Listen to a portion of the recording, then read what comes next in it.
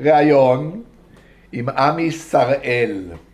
הראיון מתקיים בביתו המיוחד והמרווח של עמי בזיכרון יעקב. התאריך הוא ה-26 במאי 2026. עמי, בבקשה. טוב, שמי עמי שראל. אני נולדתי בחיפה בסוף נובמבר 44. גרנו בהדר הכרמל, ברחוב חרמון גרנו. זה רחוב חרמון, זה רחוב שהיום גרים בו בעיקר חרדים. שכונת גאולה? שם לא רחוק מרחוב גאולה. ואחרי שנים עברנו בהדר הכרמל לרחוב נורדו. גרנו את ילדותי, עברתי ברחוב נורדו בחיפה בהדר הכרמל. הוריי הם עלו מפולין לפני המלחמה. הם עלו כתוצאה מזה שמישהו, אח של אבא שלי, עלה ראשון, והוא זיהה את מה שהולך להיות באירופה, ובזכותו או ביוזמתו הוא דאג שכל המשפחה תגיע לארץ, וכולם הגיעו לארץ. אבי למד רפואה, והוא למד רפואה באוסטריה, ועקב המלחמה הוא נאלץ להפסיק, בהגיעו ארצה הוא היה טכנאי שיניים, הוא היה לו מעבדת שיניים בחיפה, בהדר הכרמל, זה היה עיסוקו. זיכרונות של חיפה, אתה יודע, זה כל הדברים של... לא היה לי ים, בוא נגיד ככה, אני זוכר, היינו נוסעים לבריכת בת גלים, אנחנו גרנו בהדר הכרמל, אנחנו לא בים, אנחנו בהדר הכרמל, יש תחתית, הדר הכרמל וכרמל. נסענו עם אופניים, כן, לא לים, לא, לים היינו נוסעים או לבריכה, היינו נוסעים לים לחוף הכרמל או לבריכה בבת גלים, היינו נוסעים עם אוטובוס כמו כולם.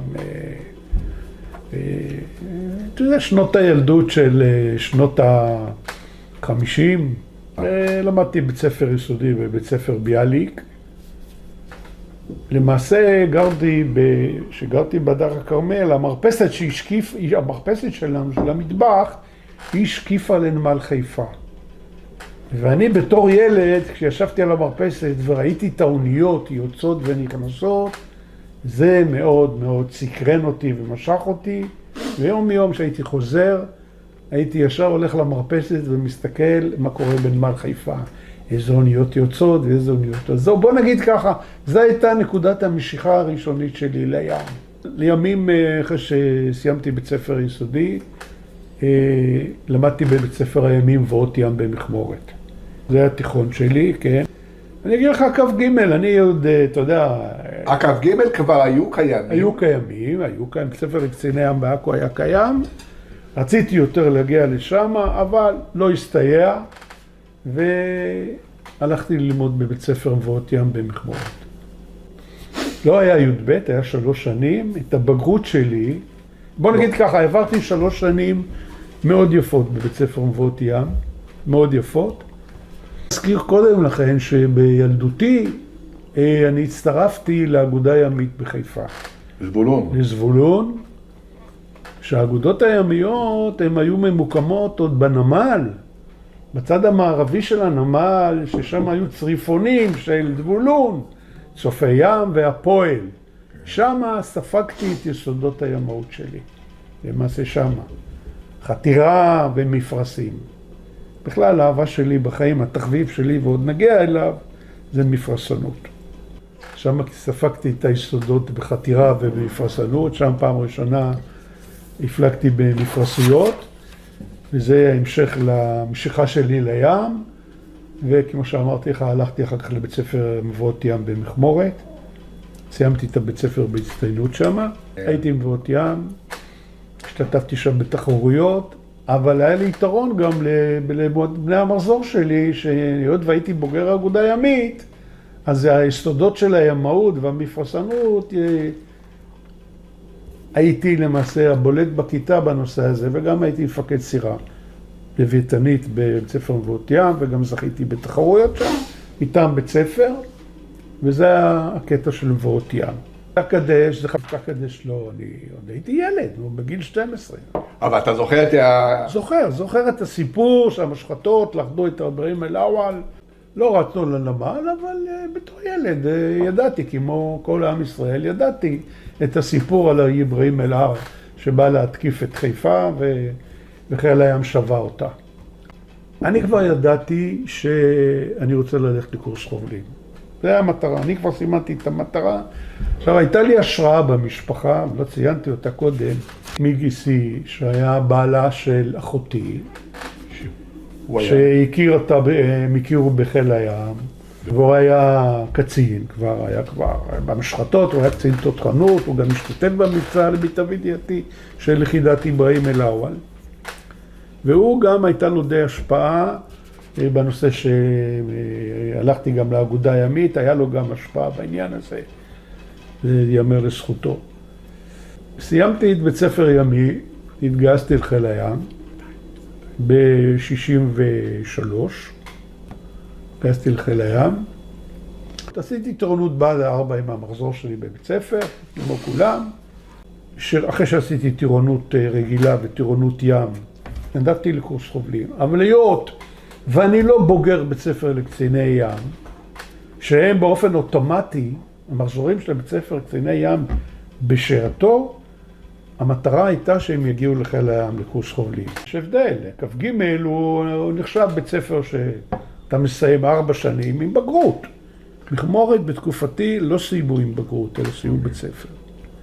וכשהתגייסתי לחיל הים, ושירתתי בתרפדות, תוך כדי השירות, השלמתי בעצמי תעודת בגרות בבית המלאך בחיפה.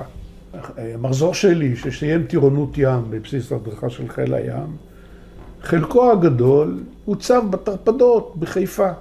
תרפדות היו הספינות המהירות של חיל הים, אז שהיו מעץ, הספינות היו מעץ.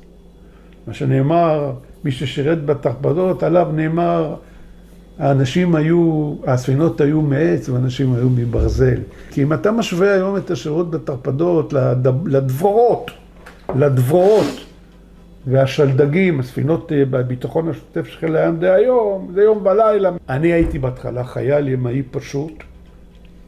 הייתי ימאי, שירתתי שם חצי שנה, ובשלב הזה החלטתי שאני רוצה ללכת לקורס חובלים.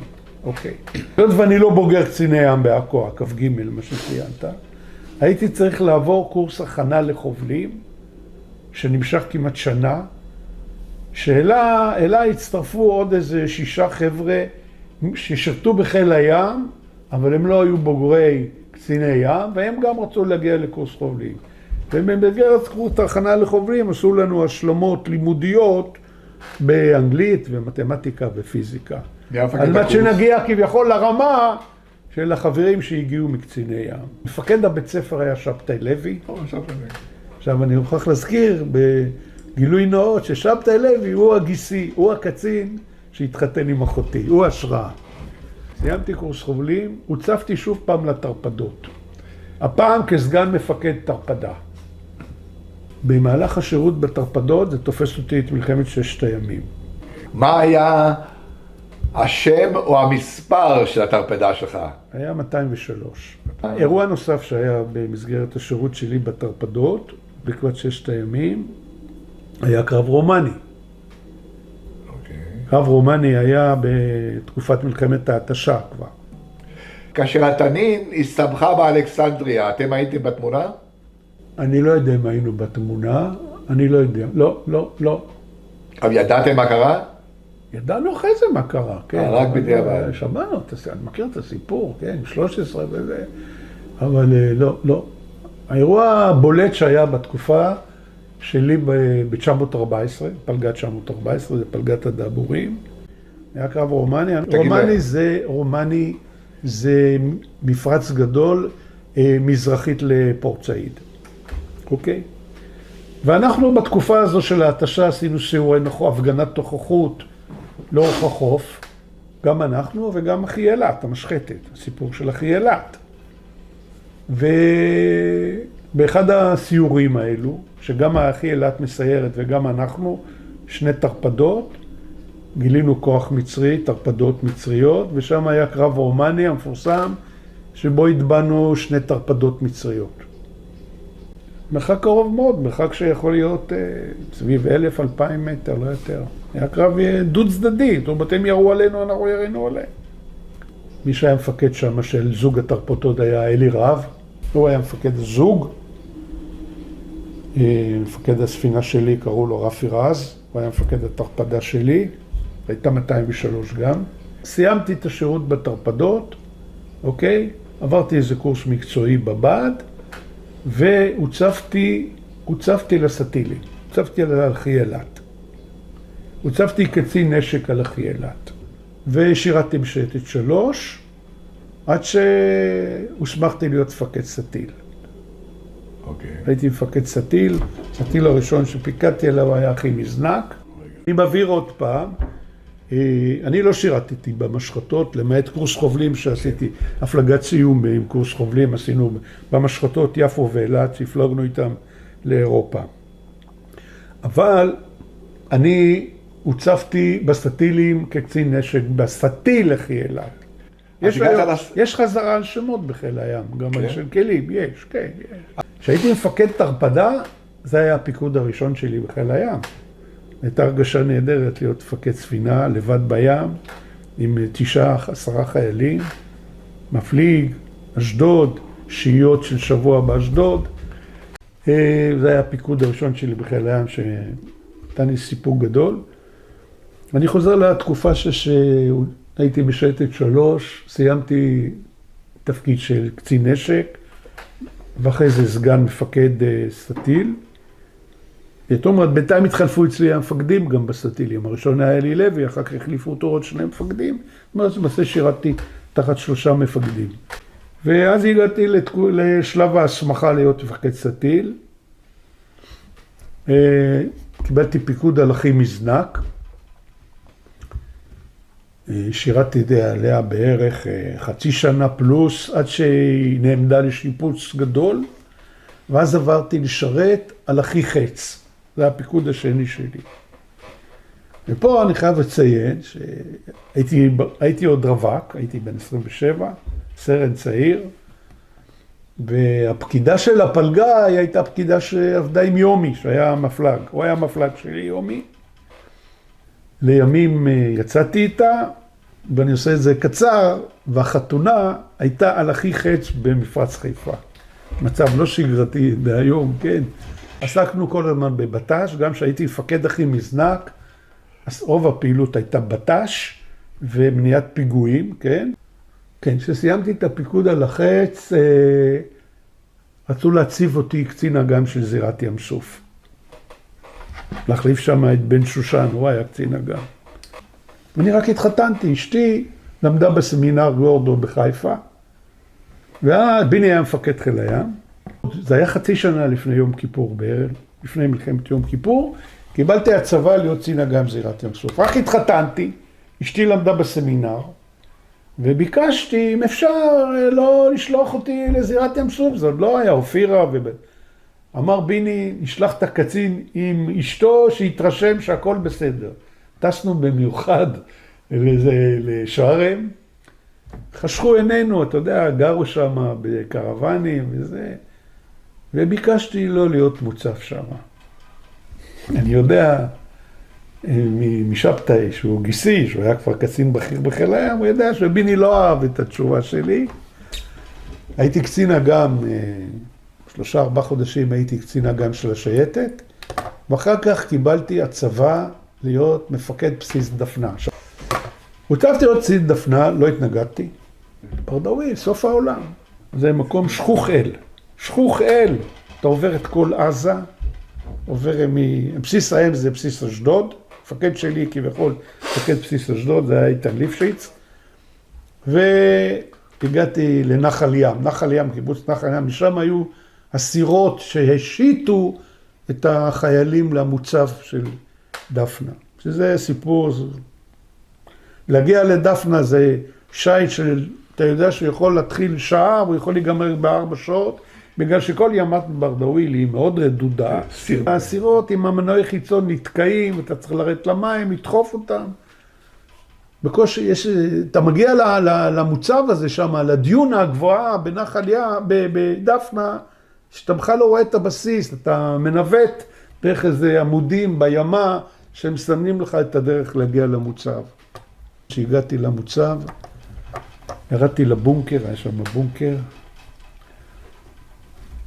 מאותו רגע החלטתי שאני הופך את הבסיס הזה, הופך אותו. כי היתרון, גם אמרו לי, נאמר לי גם על ידי חיל הים, שיש מריבות גדולות על השליטה בדפנה בין אריק שרון, שהיה אלוף פיקוד דרום, לביני, מפקד חיל הים, מי שולט? כי הבסיס הזה, בסיס דפנה הוקם כבסיס התראה מול הצי המצרי, פורט סעיד, אלכסנדריה. היה לו בדפנה היה מקם, היה מגלם, וזה המכשירים העיקריים של הבסיס הזה. והיה חשוב להם שיש שם אקס מפקד סטטין, שהוא גם בעל סמכות ובעל ניסיון, ויהיה להם יותר קל להתמודד שהוא למעשה יהיה מפקד הבסיס, ולא פיקוד דרום דרך ממשל אל-עריש. שם התחלתי את השירות בדפנה, ושם פרצה המלחמה. אני, לפני שפרצה המלחמה, באותה שבת הייתי בחופשה, התחלפתי מזגן, הייתי בחיפה, נאמר לי, רד דחוף לבסיס, עוד לפני ידעו שהולך להיות משהו, הגעתי לבסיס אשדוד, קיבלתי תדרוך מאיתן, המפקד, לקחתי איתי סג"מ צעיר בשם גבי שילון, לא יודע אם שמעת את השם שלו, הוא קיבל צל"ש בבודפסט, הבחור הזה, הוא גם היה לי ימים קצין בחיל הים. עברתי איתה, אז לא משנה, הגענו לבסיס והתחלתי לארגן את הבסיס, ואז פרצה המלחמה באותו לילה, כן? בלילה הראשון הופגזנו מהים. כן. כן, הופגזנו מהים. ההפגזה לא בדיוק נפלה על הבסיס, נפלה טיפה צפונה. ופה מתחיל הסיפור הראשי של דפנה, התרומה של דפנה לשייטת 3. בוא נגיד ככה, התחילה המלחמה, הסטילים עם יומי, או לא יומי, או מפלג אחר, היו מגיעים לאזור הברדוויל, ושם חיל הים מתאמן לפני המלחמה על הצבת מערבים שם, על הצי המצרי, המערבים היו צמודים לברדוויל, בשער הדוד, ואני סיפקתי לשייטת, שהשייטת באה, אני סיפקתי להם את כל המידע של הכיווני מגלם והמקם והכל, ועם החיתוכים של דפנה ושל הסטילים, ידעו לאתר על יציאה של כלי שייט מצריים מפורט סעיד או אלכסנדריה. זו התרומה הגדולה מבחינה מבצעית. ובתוך כדי המלחמה, אחד הדברים שמאוד הפריע לי, שאני שומע בקשר את הסטיל שרק אתמול הייתי מפקד שלו, אחי חץ, ואני שומע את החיילים בקשר והמפקד מדבר, ואני אומר, מה אני עושה פה בדפנה? הייתי צריך להיות שם, ולא בדפנה. זאת אומרת, פספסתי את המלחמה, מה שנקרא, ידענו מלחמה והכל, ואני סיפקתי להם, אני מתוך הבונקר, סיפקתי להם את הנתונים המבצעיים של מכשירי הגילוי שלי, ושם היה הסיפור השני הידוע, דפנה. הקשר בין יומי, מפקד הכוח, למפקדת חיל הים, לביני, הם דיברו בתג, בקשר. והם התחילו לדבר עם אחד השני ולא שמעו אחד את השני. יומי רצה לדווח על תיאור הקרב, וביני רצה לחלק הוראות. והם לא שמעו אחד את השני, ואני נכנסתי לקשר. ביוזמתי, נכנסתי לקשר, וכל השהיות של שייטת 3 בגזרה, טיווחתי ביניהם. זה היה, בוא נגיד, זה היה תרומה שאף אחד לא חשב עליה, אבל בוא נגיד, זה היה גולת הכותרת, כשהייתי מקבל בבוקר בנלן טלפון מביני, שהוא בירך אותי ושיבח אותי על הממסר קשר שכביכול הפכנו להיות בדפנה. היה לנו נלן, כן. מה זה נלן? נלן, קו מנקודה לנקודה. נקודה לנקודה. כן, כן, בדרך כלל הנלן. קו טלפון. כן, קו טלפון, דרך אנטנות שם, אתה יודע. אז בוא נגיד, זו הייתה תרומה שבוא נגיד, ביני הכיר אותי יותר מעוד קצין בחיל הים, כי בחיל הים אמרתי לך שאני, סירות זה תחביב חיי, מפרשיות, וביני היה מדי שבת, הוא היה גם בבא עם המשפחה ורוצה להפליג עם הסירות של המועדון, ויותר מפעם, פעמיים, הוא היה בא אליי, הוא בא, שהייתי בנוגה, שהייתי בסדרת שייטת 13 בקורס חובלים, בתורנות בשבת הוא היה מגיע עם הווליאנט לרציף, והוא אומר, תורידו את עמי, שישית אותנו לעכו וחזרה. זאת אומרת, היה לנו איזה קשר מקדים בקטע, אבל בלי קשר, בכלל בלי קשר לעניין הזה, הממסר קשר שדפנה הפכה להיות במלחמה, הייתה תרומה מאוד משמעותית, ואני אומר, בבוקר ביני היה מראים את הטלפון בנלן, ומשבח על התרומה וכו'. זה סיפור דפנה. סיפור לא נעים בדפנה היה, שהסטילים שהם התמקמו שם על המערב, מול הצי המצרי, אחד הסטילים, הכי חנית, עלה על החוף. אמרתי לך שם היה מאוד רדוד, והוא עלה על החוף ונתקע, והיה מבצע שלם לחלץ אותו, שמי שניהל את המבצע היה יומי. טוב, אפשר לציין ככה, בדרך אגב ששירתתי בדפנה, קיבלתי, אשתי הייתה בהיריון, הבת שלי הגדולה היא נולדה ב1 לאפריל, תאריך לידה שלה. קיבלתי יום אחד טלפון, נולדה לך בת. בנלן קיבלתי טלפון. אמרתי, את החבר'ה, תפסיקו לעבוד עליי.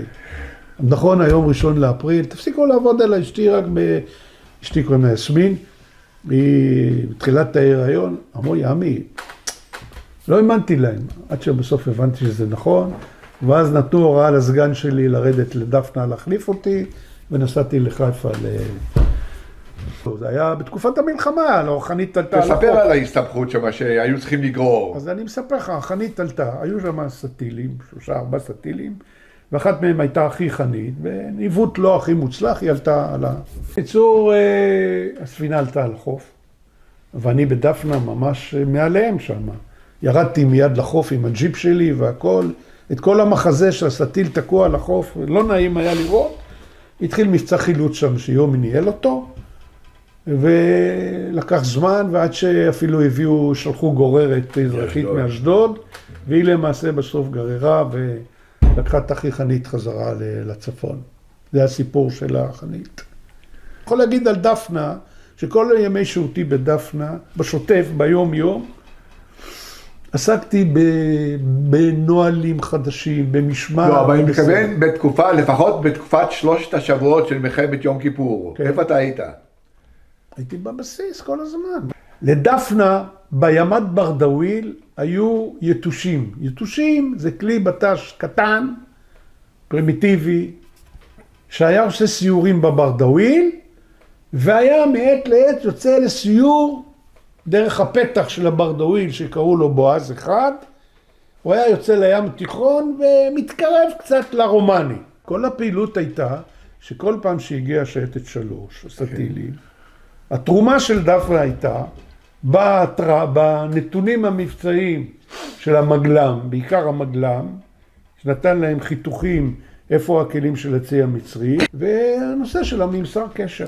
לא לחמנו, אנחנו היינו המוצב הבא אחרי בודפסט, הלוא בודפסט לא נפל, נכון? אבל אם בודפסט הייתה נופלת, הטנקים היו קרוב מאוד אליי כבר.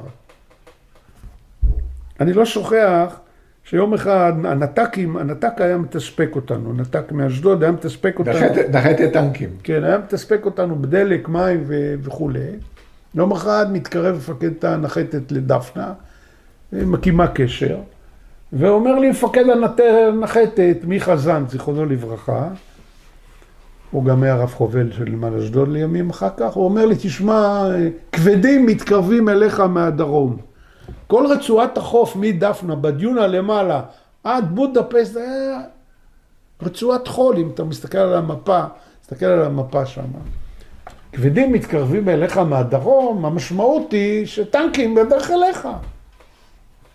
לא נעים לשמוע דבר כזה. כמובן, היה לי מחלקה קטנה של צנחנים בבסיס, שהם אמורים היו להגן על הבסיס מבחינה הבטחתית.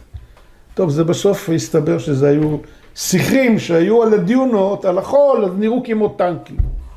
הוא משעשע, סגן מפקד בסיס אשדוד מודיע לי בקשר, באחד הימים של המלחמה, מתקשר אליי בקשר ואומר, מסוקים בדרך אליך. הוא מתכוון למסוקי הפשיטה של המצרים. זה לא נעים, שיהיה לך בהצלחה. אני לא שוכח את השיחה הזאת. מתקשר אליי סגן מפקד בסיס אשדוד, הוא אומר, תראה, מסוקים מצרים בדרך אליך לדפנה. ואיזה נשק יש לכם? אין לנו כלום, מה יש לנו? יש לנו מחלקה של צנחנים עם רובים, מה יש להם? זה מקלע, אני יודע.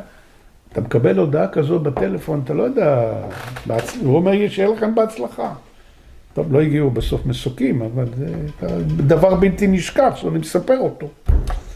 טוב, את הרב סרן, את הדרגת רב סרן, נדמה לי קיבלתי בתקופה שהייתי בדפנה. ואז הייתי אמור ללכת לפום, אחרי שזה סיימתי דפנה, וביקשתי ללכת לימודים אקדמיים, לא לפום. היות ובכל זאת, אני מניח שהייתה איזושהי הערכה לתרומה של דפנה, אז נענו לבקשתי והלכתי לאוניברסיטת חיפה, ולמדתי שם יחסים בינלאומיים, מדעי המדינה, ואחרי שנה אמרו לי, טוב, אחרי שנה אתה מצטרף לפום. אמרתי, תנו לי עוד שנה, אני מסיים את התואר, אני אסיים אותו בשנתיים. נתנו לי עוד שנה, סיימתי שם את התואר הראשון בהצטיינות, סיימתי בשנתיים, והוצפתי להיות מפקד הנוגה של חיל הים. אוניית סוחר, אוניית בית ספר של חיל הים. שם החלפתי את רוני עיקר, הוא היה מפקד הנוגה, הוא אחר כך החליף אותי בדבורים. כשסיימתי בדבורים, הוא החליף אותי בדבורים. ושירתי בנוגה, מאוד נהניתי שמה. בתקופה שלי, קצינת חן צה"לית הייתה דליה רז, זכרונה לברכה. יומי כבר היה מפקד חיל הים, והוא הוחלט להציב חיילות על אחים נוגה. חיילות, בתור מוקמות, אלחוטניות. והם מאוד ביקשו ממני, כמפקד האונייה, לתרום להצלחת הניסוי הזה. פעם ראשונה שעולים חיילות על כלי שיט. אני הרתמתי למשימה הזאת ולקחתי אותה מאוד ברצינות, ודאגתי שגם כל אותם חיילות וחיילים ששירתו בנוגה יעברו קורס הדרכה בבה"ד חיל הים, יהיה להם שרוך אדום, פלגת 914 הדבורים בחיפה, שבעיקר עסקו בבט"ש, בעיקר בבט"ש, אבל היו גם פה פעילויות בעזרת המוסד העלו גם יהודים דרך הים. הפעילות הזאת של הבאת יהודי סוריה בחשאי זה משהו שלא מדברים עליו? אני לא יודע, אני מניח שהיום כן יכולים לדבר עליו. כי אתה נשמע לי מסתייג. לא, אני לא ממש מסתייג, אני אומר שזו הייתה פעילות מבצעית מעניינת. זה לא היה מסיבי מאוד, אבל זה היה אנשי השב"כ היו על הכלים שלך? המוסד. הם היו על הכלים שלך? כן. ועלו אזרחים עליכם? נכון. כן. הביאו עם שייט 13, כמובן הייתה מעורבת בהבאה שלהם מהחוף לדבורים. כן, היו פעולות מבצעיות בקטע הזה. לא, אני רוצה להבין, האם עלו עליך, אזרחי סוריה, דיברת איתם? יהודים. אנחנו לא דיברנו איתם, זה היה עבודה פרופר של, אנחנו היינו המשיתים. זאת אומרת, המוסד עם הקשרים שלו הבריח יהודים מסוריה לארץ. אבל לא דיברת עם מישהו? לא היה דיבור, לא היה דיבור. נשמע לי שאתה לא מספר הכל. לא, כי אני יודע בגדול מהסיפור הזה רק בשורה התחתונה שהביאו. היו מביאים, מספרים קטנים, כמה יכולים לעלות לדבור. אבל היו מבצעיות בקטע הזה של הבאת יהודים מסוריה. אני סיימתי את השירות שלי ב-914 בדבורים, והיו לי מחשבות לסיים את השירות גם. שכנעו אותי בקיצור, וירדתי לזירת ים סוף. ותפקיד של סגן מפקד זירת ים סוף. מפקד היה דוידי. יצחק דוידי. היה תקופה קצרה, הייתי סגן שלו. אני צריך לציין שכבר הייתה העיר אופירה. זאת אומרת, ירדתי עם אשתי כבר הפעם. לרדת לאופירה. וגם חוויה לרדת לאופירה שם. לאופירה אתם בוכים ביום שמגיעים וביום שעוזבים. בוכים ביום שאתה מגיע, כי אין שם כלום. זו טלוויזיה, כלום אין שם, חוץ מהחופים היפים, לתפקיד סגן מפקד. אני שירתתי תחת דוידי תקופה קצרה, ומי שהחליף אותו היה חיים שקד, זיכרונו לברכה. הוא היה מפקד רוב התקופה, היה מפקד, הייתי הסגן שלו, שירות מאוד יפה בשערים, ושירתתי שם שנתיים באופירה, בשערים, משפחה איתי, 2 ילדות, 2 בנות, שירות יפה, חווייתי מאוד, מאוד יפה. עיינו, כן, קצת בסיני, אבל אופירה בפני עצמה, כל החופים של החוף הדיפלומטים, המרסות, המרסה הקטנה, חוויה. אופירה זו הייתה חוויה. התחילה המגעים עם השלום, עם סאדאת וכו'. ואחרי שסיימתי שם, הוצבתי להיות רמ"ח מבצעים של חיל הים, זה שלג. זו תקופה שלא במיוחד נהניתי בשלג. לא רוצה להיכנס לפרטים פה על כל מיני מאבקי כוח. היה זאב, אלמוג. היה מאחי. ואלי רב היה סגן שלו. התפקיד הבא שלי, והוא היה התפקיד האחרון, זה הייתי מפקד זירת ים סוף, ירדתי לאילת, ושם שירתתי 3 שנים. עם המשפחה, נהניתי מאוד מהשירות הזה. שם נולד גם הבן שלי. אני השתחררתי מחיל הים בשנת 86, כן, 23 שנים. במהלך, אחרי שסיימתי חצי שנה חופשת שחרור, אז כבר עברתי לזיכרון, עברנו לזיכרון. הייתה לי תאונה, מאוד מצער, נפלתי אצל חבר בבית. הייתי אמור לעבוד ברשות הנמלים, תל אביב, והייתי קצין הביטחון של רשות הנמלים, אחראי מקצועית על אבטחת הנמלים, חיפה, אשדוד ואילת. זה התפקיד שלי, שעשיתי אותו מ-87 עד 2005. מ-87 עד 2005 הייתי ברשות הנמלים. 18 שנה. כן, 18 שנה הייתי נוסע כל יום לתל אביב, תפקיד מאוד עצמאי, לכפוף ישר למנכ"ל, החלפתי כמה מנכ"ל, שם הייתי, עד שהיה רפורמה בנמלים, ואז זה הפכה להיות חברת נמלי ישראל שקוראים לה חני, ושם שירתתי עד 2011 ויצאתי לגמלה, בגיל 67. במהלך התקופה הזו, שמעתי על פרויקט צהלה של רן פקר. רן פקר היה קונסול בלוס אנג'לס, חזר לארץ, התלבט מה לעשות, רצה ללכת עסקים, החליט להתנדב לקהילה, התנדב לבית ספר ביפו, אמר אני רן פקר, תנו לי את הילדים והילדות מכיתה י', אני אחנוך אותם עד הגיוס. אחרי שהוא עשה את ההתנדבות הזו, הוא בא לצה"ל ואמר להם, חבר'ה, אני רוצה לגייס מתנדבים, פורשי צה"ל, פורשי מערכת הביטחון, שיעשו מה שאני עשיתי. ככה הוא הקים את פרויקט צהלה, רן פקר. רק בשביל זה מגיע לו פרס ישראל לרן פקר. לא רק על העילה שלו מחיל האוויר. ויצא לי להיות במחיצתו גם כמתנדב. התנדבתי פה 27 שנים בקריית חינוך אור בנימינה, היום קוראים לה כרמים. באותו מודל התנדבות של רן. הייתי חבר צוות ההיגוי של הפרויקט הזה. הייתי צמוד לרן מעל 20 שנה. בעיניי רן פקר עם כל העילה והאופי וכו' היה האדם הכי משמעותי בחיי מכל המפקדים והמנהלים שהיו לי, בחיים שלי.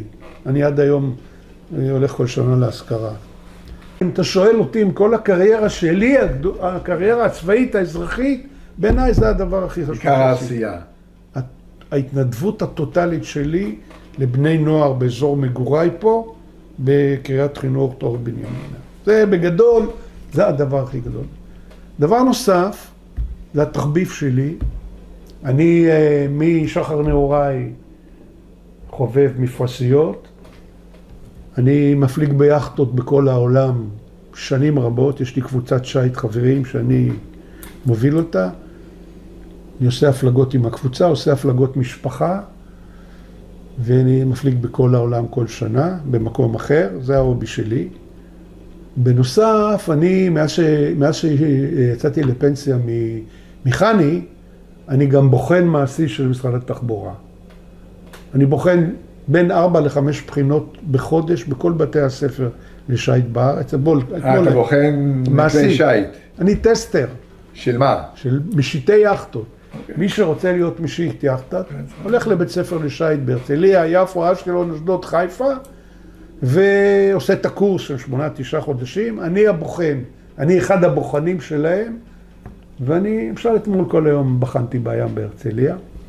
זו אוניית ההדרכה של הים הכי נוגה, שאני עובר איתה בתעלת קורינט בדרך לאי קורפו. זו תמונה של צוות אחי חץ, מצולם בחרטום הספינה.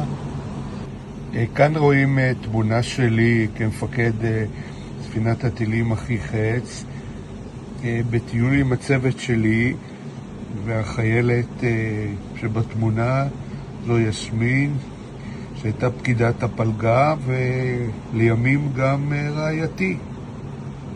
בתמונה זו מפקד אוניית ההדרכה של חיל הים, נוגה, בביקור בנמל סלוניקי. בתמונה זו כמפקד ספינת טורפדו. זו תמונה של שני הסגנים שלי בבסיס דפנה. זאת דפנה, זו תמונה שלי בג'יפ שהיה צמוד לבסיס דפנה, מסייר בנווה דקלים סביב המוצב. זו תמונה של מצולמת מבסיס דפנה, ממרום הצ'וק, משקיפה אל ימת ברדאוויל. זו תמונה שלי כמפקד בסיס דפנה, משיט ספינה, סירת דלקה בימת ברדאוויל. כאן רואים בתמונה את הביקור של עזרא ויצמן, שהוא היה שר הביטחון, שהוא מבקר בבסיס חיפה, ויומי מלווה אותו, יומי מצד ימין, ומצד שמאל איוון, שהיה מפקד בסיס חיפה. אברהם דרור, איוון. ופה אני מוביל אותו לאורך הרציף של הדבורים, ומספר על היחידה, על הדבורים ועל הפעילות שלהם. פה בתמונה רואים 3 ספינות טורפדו של פלגה 914 באימון פלגתי בים. אתם רואים מבנה פה של 3 ספינות שנמצאות באימון.